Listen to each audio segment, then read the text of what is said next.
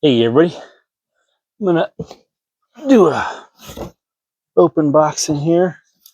So Costco stopped making Kirkland jeans,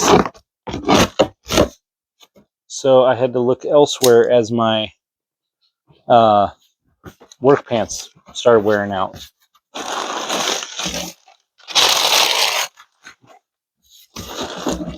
And I'm gonna try out these Dickies, the Carpenter Duck Jean Relaxed Fit Straight Leg, Lightweight Canvas Utility Pocket Hammer Loop. I don't really use the hammer loop or anything like that, but I have been wearing these. My order came in 2 boxes, so I got 4 packages and 4 pairs in there.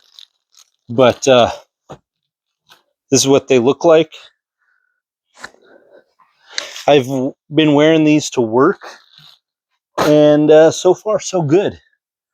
So we'll see how they hold up. The Kirkland jeans, it's hard to beat them. 12 bucks a pair, 11 bucks a pair, or whatever they were.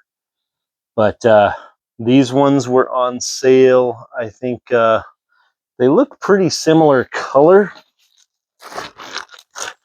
No, the ones I showed you on are kind of like the reddish canvas.